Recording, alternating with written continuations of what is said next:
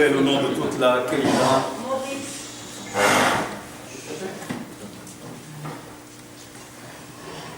Beruchim Habayim, Baruch Haba Beshem Hashem. La Gemara rapporte que Torah mechazeret le Baal Harsania Shela. La Torah, elle recherche toujours son hôte. Pour nous, c'est un grand plaisir, un grand honneur, un grand kavod de recevoir ici Rav Tzadik, Yedim Nafshi, David, Hanania Piro Shabita, Benam Shel Kedoshim, qui pour lui, c'était ici on était son Baal Harsania. Au Hachem, pendant plusieurs étés, on avait le srout, le mérite d'avoir le Rav ici. C'est plus de 13 ans, parce que moi j'ai un siman. D'ailleurs, au nom de tout le monde, toute la Kila, on souhaite un grand Mazal Tov au Rav, son fils, Rav Raphaël, pour la bar mitzvah, son premier petit-fils. Baruch Hashem, de l'été d'ici justement, on est partis ensemble et j'ai eu le zéhout d'être le morel de ce premier petit-fils du Rav. Dal Bezat Hashem, la Torah de la maison des Koupor, Marasim Tovin. On souhaite également un grand Mazal Tov pour le mariage de sa fille, Bezat Hashem, Renibus Mahot, Bezat Hashem. Il y a un Hatam Sofer très intéressant dans Parashat Naso qui pose une question intéressante, qui dit comment ça se fait qu'une fois que le Kohen descend de Birkat Kohanim, tout le Kahal lui dit Hazak ou Baruch. Et j'ouvre une petite parenthèse, remercier également le Kohen qui depuis la paracha de Nassau vient tous les jours, Baruch Hashem, on a le zéro d'avoir Birkat Kohanim tous les jours. Baruch Hashem. Je lui prête longue vie, beaucoup de santé pour continuer comme ça. Et donc, le Hatam Sofer pose la question, il dit pourquoi est-ce qu'on a besoin de dire Hazak ou Baruch? En fin de compte, c'est une mitzvah qui appartient au Kohen, c'est une mitzvah ta'aseh deoraita, un commandement de la Torah que le Kohen a de bénir le peuple, de bénir tout le monde.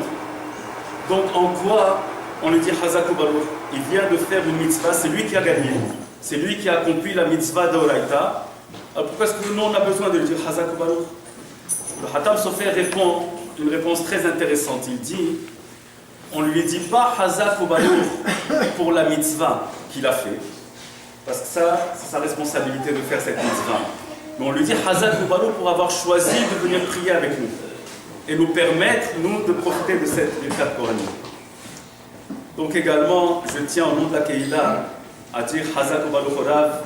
On ne peut pas lui dire Hazak ou Baruch parce que de toute façon, il doit prier quelque part, de toute façon. Mais on lui dit Hazak ou Baruch de s'être déplacé et de venir nous honorer, d'avoir choisi de prier avec nous ce matin, de nous honorer. Alors, c'est nous qui avons cet honneur et on lui dit, de la même manière qu'on dit au Kohen, Hazak ou Baruch, on lui dit Hazak ou Baruch d'être venu et sans plus tarder, on va lui demander les Hanot et Takahal, des Torah du Bechizou, des Chavot. ברשות מוריי ורבותיי, ברשות רב הדיון, רב בנו שליטה, מהרבי הקרא, ברשות son fils, qui vient d'arriver, et ברשות כל הקהל, ציבור présent. Vous savez très bien que c'est moi qui ai dit à Rabbano que je veux venir, parce que c'est un endroit que je les veux, cet endroit-là je les veux grandir.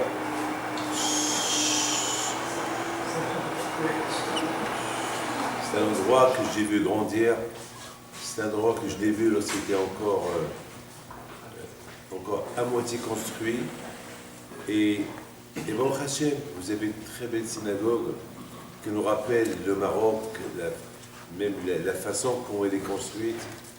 Et Baruch Hashem, grâce à Dieu, je vous ai tous reconnus, vous êtes toujours là, vous êtes toujours présents. Et c'est très très important, comme il a dit maintenant le Rav Shalita, combien c'est important d'être présent non seulement le Kohen, mais chacun de nous. Parce que chacun de nous, à quoi il sert le Kohen s'il n'y a pas le Minyan, donc il va bénir qui? Et à quoi il sert un Minyan s'il n'y a pas le Kohen? Donc chacun qui choisit l'endroit où prier avec le Kohen, ça apporte une autre dimension à la Kiyela. Et pour répondre à la question du Hatam Sofer, pourquoi on dit Hazak ou Baruch au Kohen, c'est une mitzvah pour lui de dire de faire le 4 Kohanim. Donc, quelle est la raison pourquoi vraiment on lui dit Hazak ou Baruch? Alors, vous savez, Rabota, il faut savoir une chose. Jamais j'oublierai cette phrase-là que toujours on dit Les Varech et Amo Israël Be'ahava. Le Kohen, il a l'obligation de venir à Israël Be'ahava, avec amour. Mais c'est dur, hein? Bien bête, hein, je vous dis quelque chose.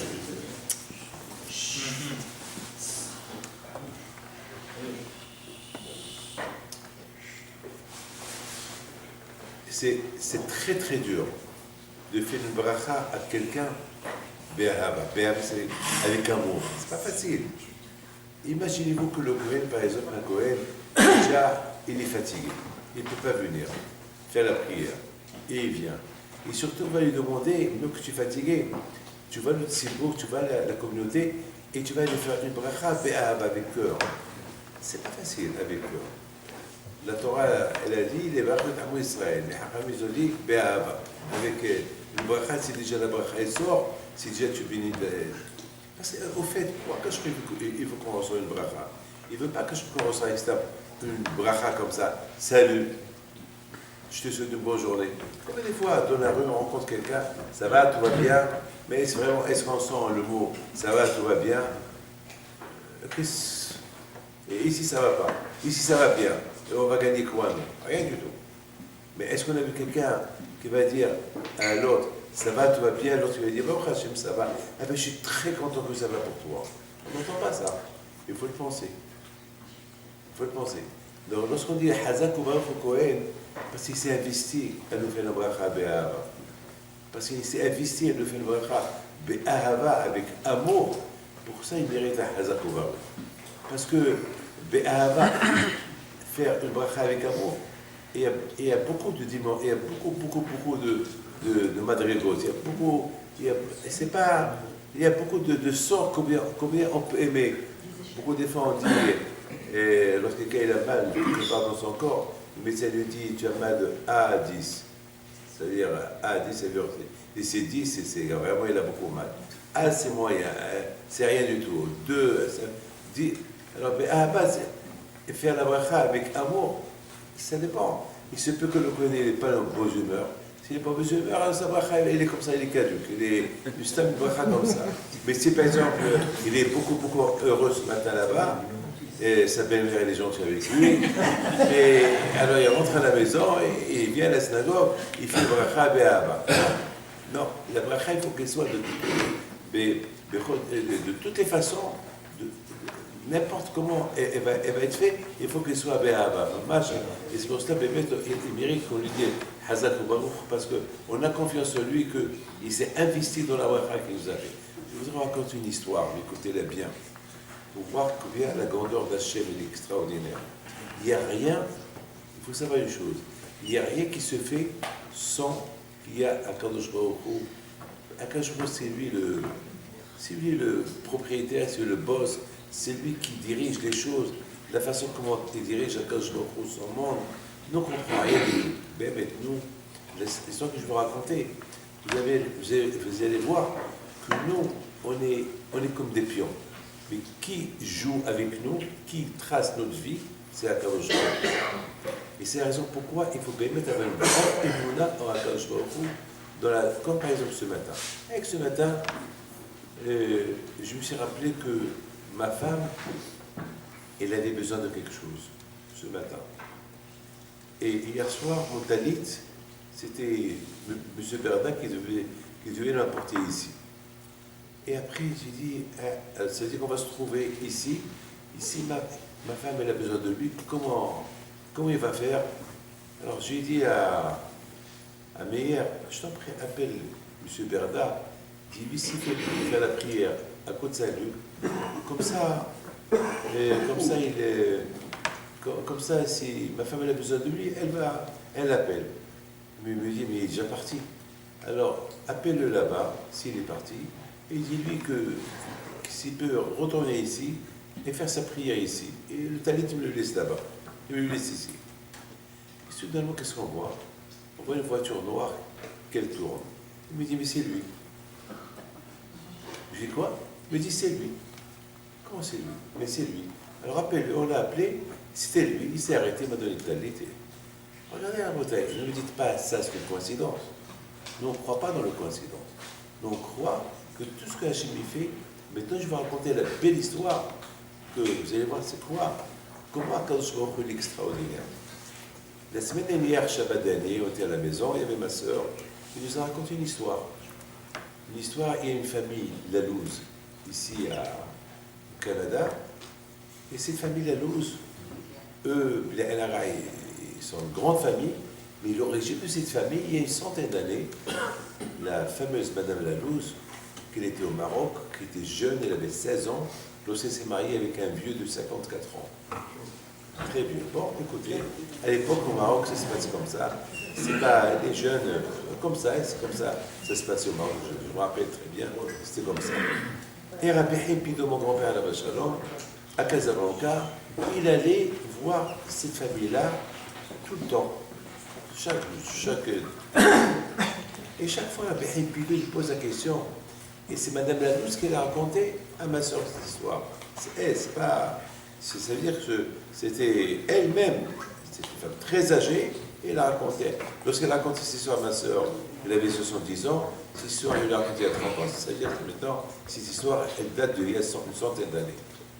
Et voilà, à Bretagne, il s'est passé que, et puis de chaque fois qu'il vient, il dit au monsieur, oui, votre femme, elle n'est pas là. Ah, je lui dis, c'est bizarre, chaque fois que je viens, elle n'est pas là. C'est pas normal. Il dit, Rabbi, depuis qu'on s'est mariés, elle est toujours indisposée. Et par rapport à votre kavod, voilà, elle dit, appelle. Je l'appelle, et elle n'est pas propre. Appelle-la. Elle rentre. Et bien sûr, ses yeux, toujours au Maroc, les femmes, cette camiote, ils ne regardaient pas en face les rabbinim. Elle avait les yeux bas, je lui ai dit, Rabbi Hipido, donc je n'ai pas d'enfant. Donc, et il demande au monsieur, donc, lorsque tu as divorcé de la première femme, vous avez habité ici? Il dit oui, vous habitez ici. D'accord, il se lève avec sa canne, il commence à marcher, il voit un escalier, il tape l'escalier, il le retape, et l'escalier se casse. Maintenant, on ne peut pas casser un escalier avec une canne. C'est impossible. De là, vous voyez, ces tzadikim, comment ils étaient tzadikim. C'est la folie, ça. Non, ils cassent l'escalier, il s'est cassé, et on pouvait tous voir un vêtement à l'intérieur. Et Rabbi Hipido l'a dit, prenez ce vêtement-là, il faut le brûler, parce que la femme que tu as divorcée, elle a mis du kishouf, elle avait de la sorcellerie, pour que la femme qui est rentrée ici, elle n'accouche plus. Et elle rentre en enfant. Donc finalement, Rabotai, dès qu'ils l'ont brûlé, Madame Lalouz, elle a eu ses enfants après. 4 garçons et 2 filles. Pour vous dire, et ils habitent tous au Canada. Voilà, ça c'est mon histoire. Mais toute cette histoire-là, je l'ai écoutée et je l'ai racontée plusieurs fois et plusieurs. Pourquoi je raconte ça? Père Rabotai, je vous raconte ça parce que de cette histoire-là, je vois la paracha de cette semaine. La paracha de cette semaine, c'est la paracha de la guerre que les Juifs ils ont fait contre Midianim. Écoutez bien, il s'est passé quelque chose de terrible dans cette paracha-là. Les me disent que avant que Moshe Rabbeinu il est mort, Akadosh Baruch Hu il a dit Moshe Rabbeinu, tu ne vas pas mourir jusqu'à que tu fais la guerre à Midian. Et tant que tu n'as pas fait la guerre à Midian, alors tu vas rester vivant. Donc Moshe Rabbeinu, il a le choix. Si il ne veut pas, vous savez comment, il n'y a pas un comme Moshe Rabbeinu qui ne voulait pas mourir, il voulait vivre. Il adorait la vie. Parce que vivre, c'est pour faire mitzvot. À quoi sert la vie? Pour ramasser de l'argent, pour manger, pour dormir. Et tout ça, je ne vais pas le prendre avec toi. Donc, l'écart, celui qui a bien compris, il va comprendre que la vie, c'est pour faire les mitzvot. Et ça, c'était Moshe Rabbeinu. Il veut faire des mitzvot, des mitzvot, des mitzvot, des mitzvot, et encore des mitzvot. Il voulait rentrer en Israël, encore pour faire la mitzvot. C'était ça, Moshe Rabbeinu. Moshe Rabbeinu a voulu donner aux gens à apprendre que la vie dans ce monde-là, c'est que les mitzvot. Parce que entre vous et moi, On peut être milliardaire, on peut être super milliardaire, millionnaire, on peut être... Mais tout ça, on ne prend pas. C'est ça le problème. J'ai toujours dit, ce monde on l'appelle Olama Sheker, et l'autre monde on l'appelle Olama Emet. Le monde du mensonge, et l'autre monde on l'appelle le monde de la vérité. Pourquoi ici il n'y a pas de vérité? Pourquoi ici il n'y a pas de vérité? Pourquoi? Je comprends que l'autre monde, c'est le monde de la vérité. Mais ce monde-là, on ne peut pas l'appeler le monde du mensonge. Par rapport, écoutez bien, ce monde-là, c'est un monde de mensonge dont le but que lorsque tu n'accomplis pas les conditions de coller l'autre monde et ce monde, n'oubliez pas que le monde là-haut et le monde en bas a été créé avec le nom de Dieu, Yudke. L'autre monde, c'est-à-dire qu'il y a le nom de Dieu dans les deux mondes. Dans l'autre monde, il y a le Yud, il a été créé avec le Yud, et Biyah sera la même, et ce monde a été créé avec la lettre E. Donc ça veut dire que c'est Hachem. Donc, et Hachem, il est Emet, et Hachem, donc il y a deux. Mais la condition pour que tu colles les deux mondes, pour que les deux soient un monde de vérité, lorsque tu accomplis les conditions qui s'appellent Torah et Mitzvot. Lorsque tu as étudié Yaakov Bahar Loya, Israël et Sgolat, Yaakov Bahar Loya, Yaakov, il a choisi un Dieu. Il a choisi un Dieu, il a choisi deux mondes. Donc il a dit aussi, David Amelech, Agora Be'olamcha Olam. David Amelech, il dit, moi j'habite dans les deux mondes. C'est-à-dire de l'autre monde et le monde, et pour lui, c'est les deux mondes à égalité. Lorsque tu étudies la Torah, tu fais les mitzvot. Donc tu étudies la Torah, tu fais les mitzvot, tu colles les deux mondes et tu vis dans les deux mondes qui sont aimés. Mais malheureusement, la bouteille, celui qui court derrière l'argent, alors c'est un policier qui ne va pas le prendre. Mais il court, mais tu ne peux pas le prendre. Ça, c'est un genre d'autre monde, il ne va pas. Ils ne connaissent pas dans l'autre monde l'argent. Dans l'autre monde, il n'y a pas de femme, il n'y a pas de manger, il n'y a pas de nourriture, il n'y a pas de boisson. Il n'y a rien. Il n'y a rien du tout. Donc, c'est quoi? Tu cours pour faire de l'argent que tu ne vas pas prendre avec toi plus tard. Donc ça va rester ici. Alors pourquoi tu cours? Pourquoi tout ça? Alors pourquoi tout ça? Donc c'est ça ce qu'on appelle Olam HaSheker. Sheker, c'est quelque chose qui est valable partout. Mais ce que tu as là, il n'est pas valable là-haut. Dès que tu regardes là-haut et tu crois qu'il y a quelqu'un, c'est qu'avant de mourir, il a dit à ses enfants, tu ne sais pas ce qui se passe là-haut, mais j'aurais besoin de l'argent là-haut. J'aurais besoin de l'argent là-haut. Il faut me donner de l'argent. Il faut m'enterrer avec de l'argent. Et lorsqu'il est mort, le rab leur a dit non, haram, c'est batashkin. Cet argent-là, il va les avoir besoin. Si vous le donnez à des aniyim, ça va l'aider là-haut. Mais là-haut, qu'est-ce qu'il va faire avec cet argent-là? Rien du tout. Donc c'est ça la bouteille. C'est ça la bouteille là. Moshe Rabbeinu, il savait que ce monde-là. Et qui, comme Moshe Rabbeinu, qui était dans le ciel 40 jours, 120 jours, il voit ce qui se passe. Donc pour lui, Allah, il faut faire encore cela là derrière. Encore des provisions pour l'autre monde. Mais il ne voulait pas mourir. Maintenant, voilà, il a un dilemme. Hachem, il lui dit, Moshe, tu fais la guerre à Midian, tu meurs. Mais si tu ne fais pas la guerre, tu restes vivant. Moshe Rabbeinu aurait pu rester vivant. Il ne fait pas la guerre, il attend encore 20 ans, 30 ans, 40 ans, encore 50 ans, ou 100 ans. Et Hachem, c'est OK. C'est bon pour Hachem, il ne va rien dire à Koshbo. Mais il a vu que Moshe Rabbeinu, Allah Shalom, tout de suite, il a dit à Israël, on fait la guerre. Et à Israël, ils n'ont pas voulu partir. Ils savaient à Israël que s'il fait la guerre contre Midian, il va mourir. Et à Israël, ils adoraient Moshe Rabbeinu.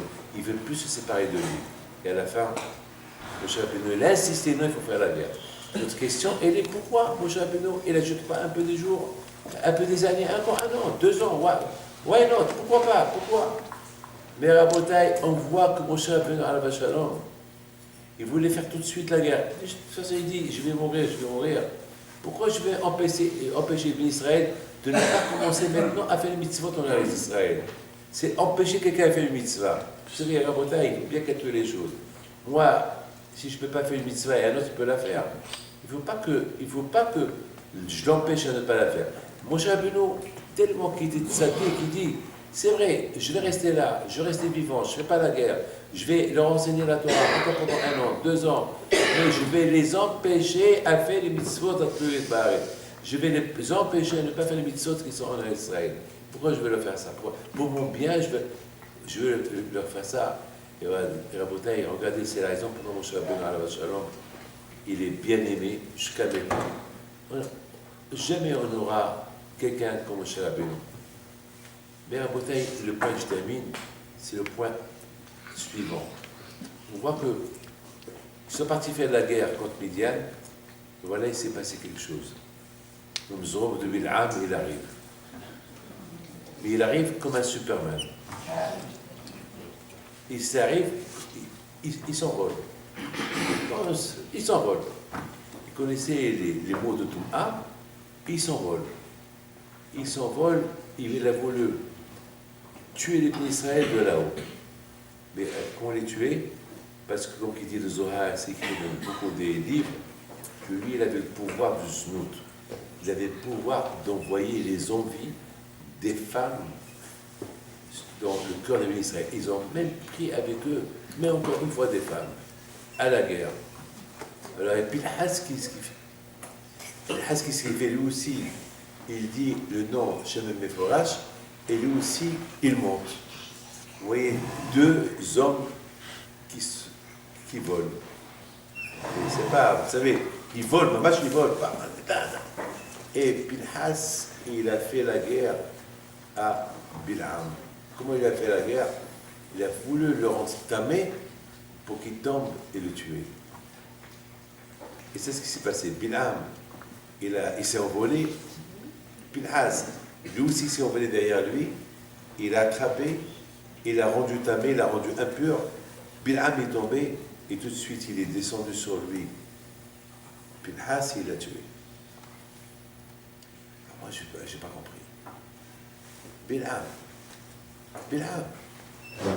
tu sais très bien que Akadosh Baruch Hu, il aime Israël. Mais qui t'a dit de venir faire la guerre?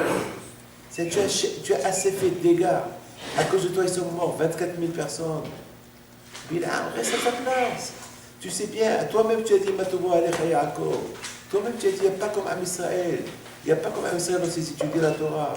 Bil'am, tu es un prophète. Bil'am, mais qu'est-ce que tu es en train de faire? Tu es en train de faire la guerre contre le Hémet. Tu es en train de faire la guerre contre Akadosh Baruch Hu, contre le peuple choisi. Bil'am, mais qu'est-ce qui se passe, Bil'am? Ça, tu as assez fait de dégâts. Arrête, Bil'am. Et Bil'am, encore une fois, il risque sa vie. Il voit qu'ils sont partis avec Pinhas avec eux. Il voit que des tzadikim. Pinhas, qu'est-ce que tu as? Eh bien, tu es devenu fou. La réponse, c'est ça ce que la Torah veut nous enseigner. La Torah nous enseigne que celui qui n'a pas étudié la Torah, jamais, il saura la vérité. La vérité, on peut être dans la vérité. Déjà, on est dans un monde de sheker, un monde de mensonges, un monde où il y a les tzara, un monde où il y a la mauvaise influence, un monde où comme hier, il y a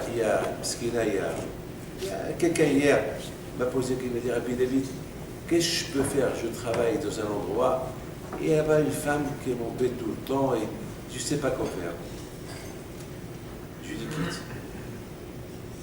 Je lui dis, tu quittes. C'est ça. Je lui dis, tu quittes. Il dit, elle a parlé à ça. Et je lui dis, alors, choisis. Si tu me poses la question, c'est que ou c'est elle qui quitte, ou c'est toi qui quitte. Et te donne, elle ne veut pas quitter, alors toi tu quittes. C'est pas, enfin, c'est dur de donner un conseil comme ça, mais c'est ça. C'est ça. On vit dans un monde de shaker. On vit dans un monde. Alors, le seul moyen pour annuler ce shaker, pour que ce shaker, ce mensonge-là, il soit écarté, c'est lorsque tu tiens au Hémet. Et Hémet, c'est la Torah. C'est beau à Botaï que Bil'am Aracha, il était prophète, et tout ce que Bil'am il a eu, c'était du gratuit, c'est Hachem qui l'a nommé. Au lieu que Bil'am il profite de tous ces dons que Akadosh Baruch Hu lui a donnés, lui a profité de ces dons-là pour faire du mal. Pour faire du mal. Et c'est ça ce que la Torah veut nous enseigner. La Torah veut nous enseigner aussi grand qu'on peut être, aussi grand qu'on est, si on n'étudie pas la Torah, si on ne fait pas les mitzvot, si on ne tient pas la vérité, on peut tomber. On peut tomber. Mais c'est important de s'acheter. La Torah, elle dit qu'ils ont tué Bilam avec Hereb, c'est ça? Avec un épée. Et je peux vous poser une question. Pourquoi la Torah dit qu'ils l'ont tué avec une épée? Et quoi? Ils vont le tuer avec quoi? Avec quoi? Avec une épée. Mais pourquoi la Torah n'a pas dit, il y a un gros, ils l'ont tué, c'est tout.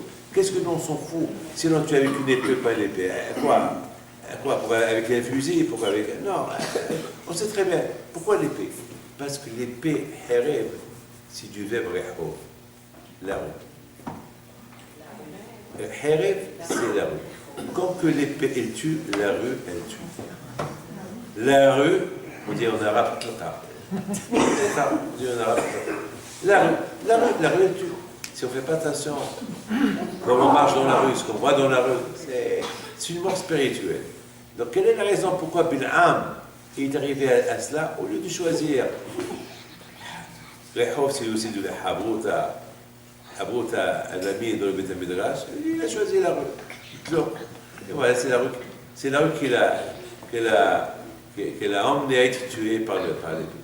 Raboutaï, je suis très fier d'être avec vous, que le bon Dieu vous protège, que je me redonne votre santé, bracha, batzlaha, la parnassa, qu'il y ait la raison d'une ahad de vos enfants. Et merci beaucoup pour le Arabe Dayan Mtsoulian, le Rabbanon, que bébé, vous avez une grosse route d'avoir un Dayan comme ça.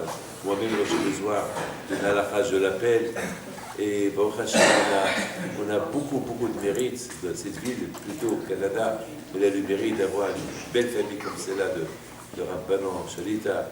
Kakash Boko, il lui donne beaucoup de nahad de ses enfants, sa femme, il lui donne tout ce qu'elle désire, qu'elle raconte, les bisous, puis regardez, regardez même la façon comment il enseigne le matin à la route. Ça donne plaisir de l'écouter, même la halakha. Comment? Parce que même la halakha, il faut qu'elle soit bien acceptée dans la tête, parce qu'être juif, c'est dur. Et la halakha, les lois, ils sont un peu dures. Mais lorsqu'on nous les explique bien, alors ça rentre dans le cœur, dans la tête. Donc, à Boutaïr, que Hachem il fasse que tous ensemble, Hachem, on verra la venue de Mashiach Tzidkenu. Amen.